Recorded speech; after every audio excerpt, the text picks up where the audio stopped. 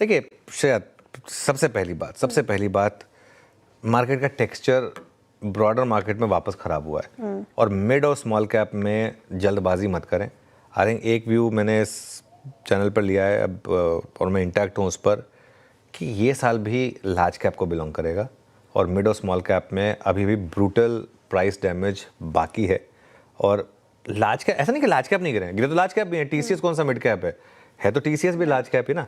लेकिन large cap में क्या है कि लार्ज कैप एक तो रिलेटिवली कम गिरते हैं और दूसरा बाउंस बैक का आपके पास उम्मीद रहती है, आपको रहता है कि देर सवेर आपका रेट आएगा वापस, ठीक है। तो ये एक फैक्टर रहता है और लार्ज कैप में क्योंकि कम बैक भी उतना स्ट्रांग होता है।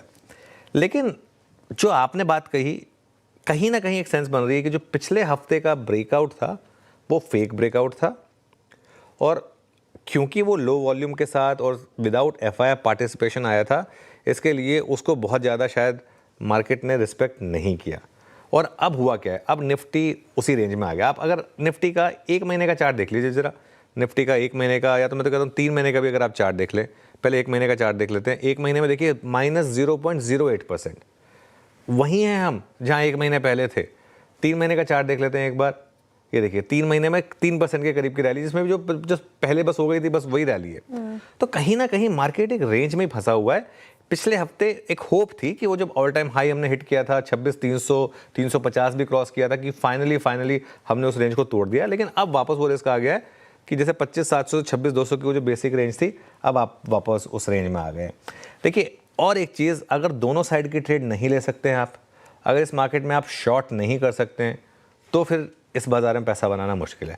परमा बुल का पैसा बनाना इस मार्केट में मुश्किल है। परमा बुल का पैसा तभी बनेगा जब आप लेके निफ्टी के ETF लेके छोड़ दें और 2-3 साल के बाद आप देखें तो अलग बात है। लेकिन अगर आप ट्रेडिंग कर रहे हैं तो ट्रेडिंग में आपको दोनों साइड के ट्रेड्स लेने होंगे। खासतौर से शॉर्ट करना आना चाहिए आपको, और शॉर्ट करना भी कला है। ऐसा नहीं कि जहां मर्जी कर दी शॉर्ट कर दिया। फॉर एग्जांपल अगर यहाँ शॉर्ट कर दिया तो हो सकता है शॉर्ट कवरिंग भी आ जाए। तो इसके लिए इस चीज़ को आपको थोड़ा सा समझना होगा।